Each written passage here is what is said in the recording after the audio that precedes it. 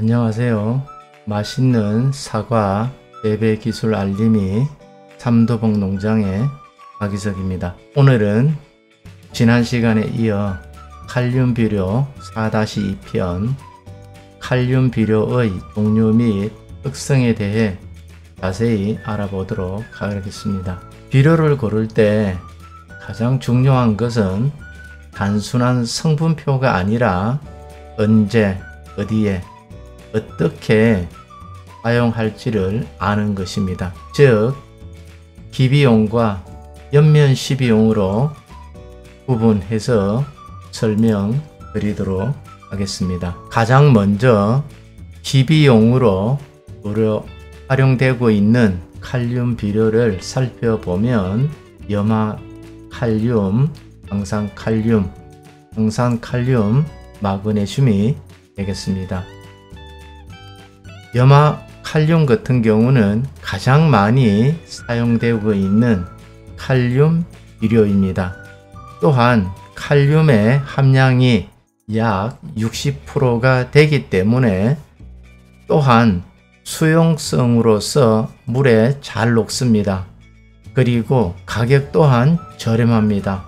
그리고 빠르게 적용됩니다만은 가장 큰 문제점은 염소를 다량 함유하고 있기 때문에 염해를 유발할 수 있는 것에 매우 유의해야 됩니다. 그래서 이러한 염화칼륨 같은 경우는 벼나 옥수수나 보리와 같이 염소의 내성이 있는 작물에는 매우 유의하나 사과와 고추, 감자 같이 염소의 매우 민감한 작물에는 부적합하게 되겠습니다. 따라서 이러한 염화가리 같은 경우는 물 빠짐이 좋은 밭이나 고온기에는 관수를 해줄 필요성이 있겠습니다. 두 번째, 황산칼륨, 즉 우리가 황산가리라 얘기하죠. 이것은 앞에서 말씀드렸던 염화칼륨과는 달리 염소를 함유하고 있지 않습니다. 그러나 황과 칼륨을 함께 함유하고 있기 때문에 과일의 당도 및 향을 정진하는 곳에 매우 의미가 있는 비료입니다. 따라서 황산칼륨 같은 경우는 염소 성분을 거의 함유하고 있지 않기 때문에 하우스라든가 연작지에 안전하고 특히 염소에 취약한 과수에 매우 적합합니다. 그러나 가격이 염화칼륨보다는 약간 비싼 편입니다. 그래서 이러한 황산칼륨 같은 경우는 사과라든가 감자라든가 마늘이라든가 아니면 깻잎이라든가 담배라든가 이러한 작물에 매우 적합하다 하겠습니다.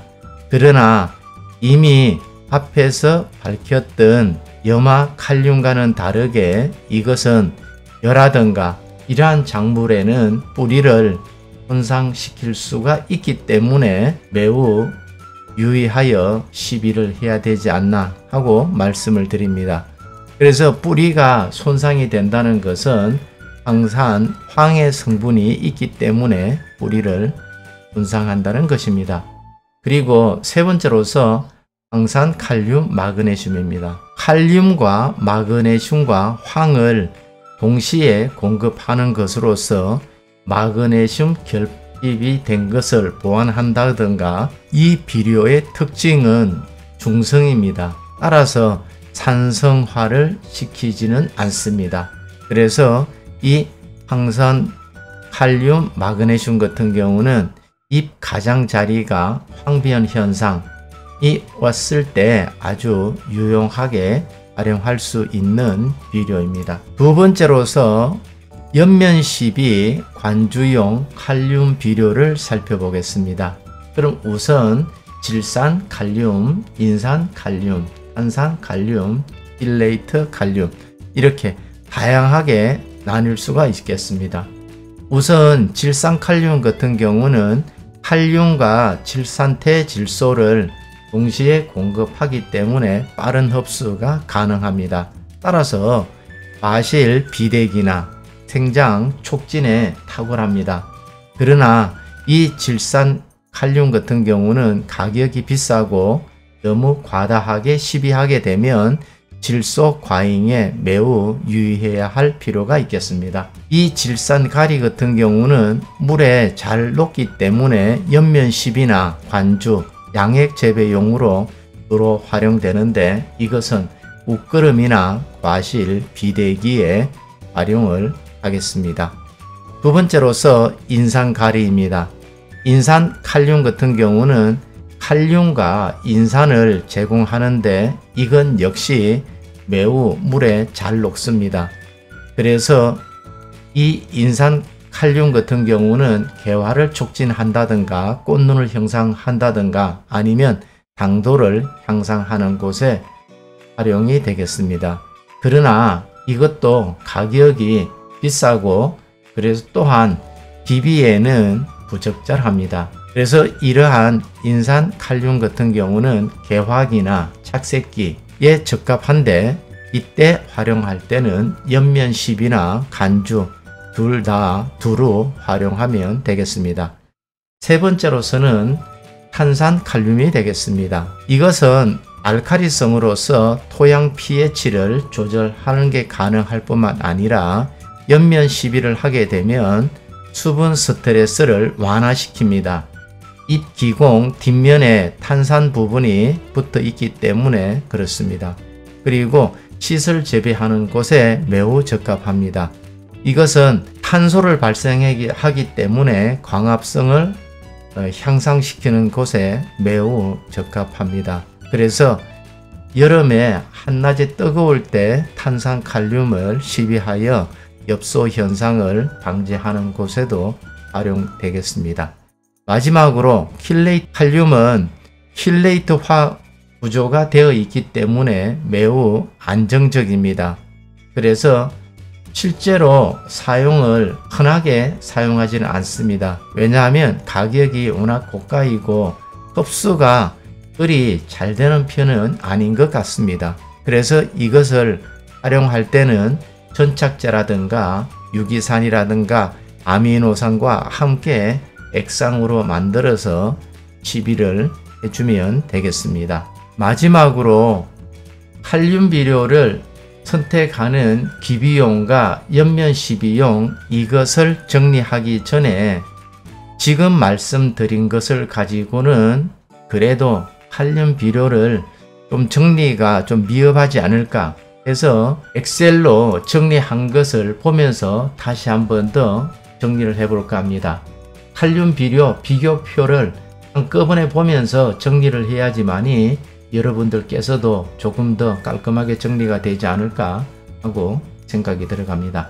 자, 다시 한번 더 살펴보게 되면 염화 칼륨 같은 경우는 두 성분이 칼륨과 염소가 되겠습니다.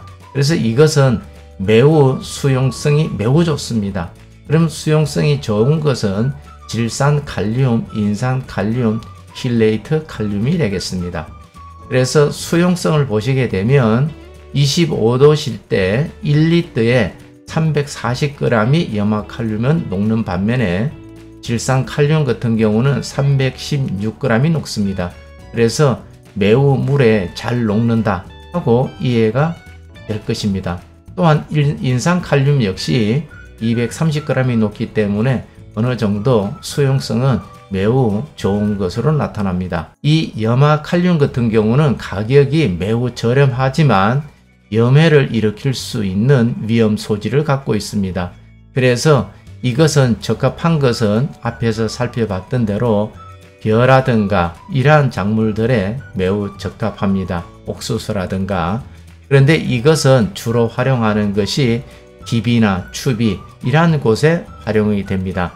그럼에도 불구하고 우리들은 일반적으로 이 염화 칼륨 같은 경우도 연면 시비로 종종 하시는 분들도 사실 왕왕 있는 것으로 알려지고 있습니다.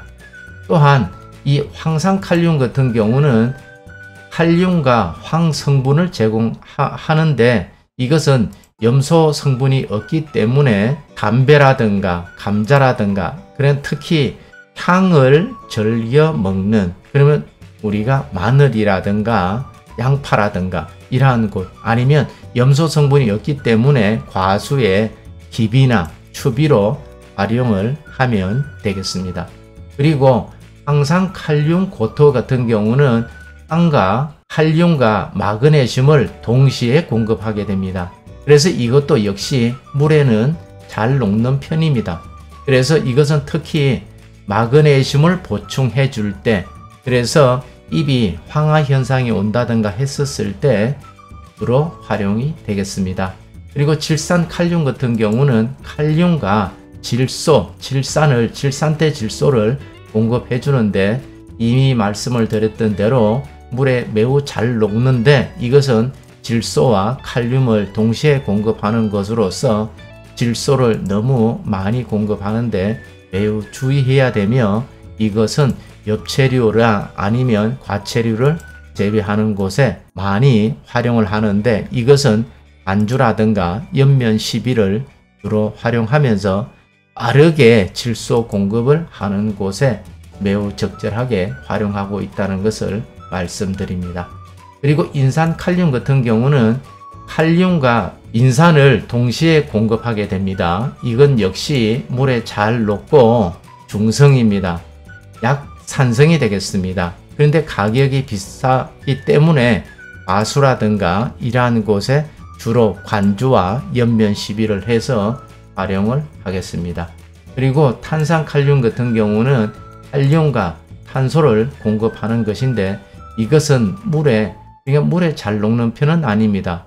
그러나 보통적으로 물을 녹습니다. 그래서 이것은 알칼리성 토양을 배량하는데 활용을 하면 되겠습니다. 이것은 기비로 주로 활용이 되고 있겠습니다. 그 다음 마지막으로 킬레이트 칼륨 같은 경우는 칼륨과 킬레이트제와 함께 혼용이 되어 있는 것입니다. 그래서 매우 물에 잘 녹는 것으로서 가격이 매우 비싸고, 그래서 이것은 연면 시비로 생육 중기에 고품질의 과실을 생산하는 것에 활용이 되고 있습니다. 그래서 다시 한번 요약해서 말씀을 드리면, 염화 칼륨 같은 경우는 가격이 싸고 칼륨 함량이 60% 정도라 높지만 염소가 있어서 사과 농장에는 신중하게 선택해야 한다는 것입니다. 또한 황산 칼륨 같은 경우는 염소가 없기 때문에 적합하나 가격이 비쌉니다. 질산 칼륨 같은 경우는 질소와 칼륨을 동시에 공급하지만 질소 과잉에 유의해야 합니다. 그리고 마지막으로 킬레이트 칼륨 같은 경우는 가격은 비싸지만 흡수율이 높고 고품질 작물에 적합하다는 것입니다. 또한 두 번째로서는 연면 시비 조합표를 살펴보도록 하겠습니다. 연면 시비에 적합한 것은 질산 칼륨과 인산 칼륨, 킬레이트 칼륨이 적합하겠습니다. 그래서 염화 칼륨 같은 경우는 연면 시비에는 별로 적합하지 않습니다. 그래서 이 혼용 여부 같은 경우는 염화 칼륨 같은 경우는 단독으로 활용을 해야 되는데, 그래도 혼용을 한다면 염화 칼슘과 붕소 0.1% 미량 섞어서 시비를 해야지, 그렇지 않게 되면 잎것을 타는 엽소 현상에 매우 주의할 필요가 있겠습니다. 그리고 황산 칼륨 같은 경우는 연면 시비를 할 때는 황산 아연과 붕소, 칼슘과는 제한적으로 pH를 확인한 후에 특히 킬레이트 붕소와 함께 시비를 해주면 되겠습니다. 그리고 황산 칼륨 고토 같은 경우도 마그네슘과 붕소와 이러한 것은 가능은 한데, 이것도 할 때는 미량을 섞어서 함께 해주면 되겠습니다. 그리고 질산 칼륨과 인산 칼륨 같은 경우는 연면 시비에 매우 적합한데, 특히 질산 칼륨 같은 경우는 칼슘과 혼용하게 되면 침전이 되기 때문에 매우 주의할 필요가 있겠습니다. 인산 칼륨 같은 경우는 고농도로 시비를 하게 되면 입에 화상이 올 수 있기 때문에 칼슘 킬레이트와 붕소와 함께 혼용하면 되겠습니다. 탄산칼슘 같은 경우는 특히 알카리와 충돌을 일으킬 수 있기 때문에 알카리성 농약과도 혼용을 해서는 안 되고 단독으로 시비를 하면 되겠습니다. 킬레이트 칼륨 같은 경우는 거의 모든 미량 요소와 옆면 시비 혼용해도 되겠습니다. 그래서 킬레이트 칼륨과 미량 요소, 해조 추출물과 함께 옆면 시비를 해주면 되겠습니다. 그리고 칼륨 비료를 칼슘과 붕소와 혼용이 가능한지에 대해서 살펴보았습니다. 염화 칼륨 같은 경우는 염소와 칼슘의 반응이 있기 때문에 혼용해서는 안 될 뿐만 아니라 탄산칼슘도 마찬가지 격렬하게 반응을 일으키기 때문에 이 두 가지만 주의하고 나머지들은 거의 함께 혼용해도 좋겠습니다. 특히 킬레이트 칼륨 같은 경우는 칼슘과 혼용을 해도 매우 좋겠습니다. 그리고 붕소와는 염화 칼륨과 탄산 칼륨만 주의하면 되고 나머지들은 거의 함께 해도 좋겠습니다. 그래서 혼용 안정성을 본다면 염화 칼륨, 탄산 칼륨을 제외하고는 매우 적합함을 볼 수가 있습니다. 특히 인산 칼륨과 킬레이트 칼륨 같은 경우가 매우 안정적입니다. 거의 탄산 칼륨이 칼슘과 혼용하는 것만 주의한다면 대부분은 혼용해서 활용하시면 되겠습니다. 그래서 혼용해서 사용할 때는 보온기라든가 건조한 날씨에는 옆면 시비를 최소화해야지 될 뿐만 아니라 pH가 5.5 내지 6.5 구간에서 대부분 안정적이고 칼슘제를 혼용할 때는 킬레이트 형태로 만드는 킬레이트 칼슘을 만들어서 사용하기를 권장합니다. 또한 붕소와 혼용할 때는 0.1% 이하로 유지하는 것이 안전하다고 말씀을 드릴 수가 있겠습니다. 그럼 이미 살펴봤던 것을 종합적으로 정리를 해본다면 비비용으로 추천하는 것은 염화칼륨, 방산칼륨, 방산칼륨 고토인데 이것들은 염화칼륨 같은 경우는 가격이 저렴한 것을 원한다면 하고 염소 둔감한 옥수수라든가 뼈에 지비하면 되겠습니다. 그런데 황산칼륨 같은 경우는 염소에 민감한 작물인 과수라든가 향을 원하는 담배라든가 마늘이라든가 양파라든가 이러한 곳에 시비를 하면 되겠습니다. 그리고 황산칼륨 고토 같은 경우는 마그네슘이 결핍이 되어 잎이 노랗게 될 때 거기에 대비해서 시비를 하면 되겠습니다. 그리고 옆면 시비용은 질산가리, 인산칼륨, 탄산칼륨인데 질산칼륨 같은 경우는 초기에 생육 촉진을 하고 과실 비대기에 주로 활용을 하고 인산칼륨 같은 경우는 대화를 촉진한다든가 당도라든가 착색을 향상시키는 곳에 주로 활용이 됩니다. 그리고 탄산칼륨 같은 경우는 시설 재배에 매우 적절합니다. 그래서 작물과 재배 환경이라든가 생육 단계에 맞는 칼륨 비료를 선택하는 것은 품질과 수량을 좌우하는 핵심 전략이라고 말씀을 드리겠습니다. 다음 편에서는 칼륨 비료 사용 시 작물별 시비 시기와 주의사항에 대해 알아보도록 하겠습니다. 장시간 함께 해주셔서 대단히 감사합니다.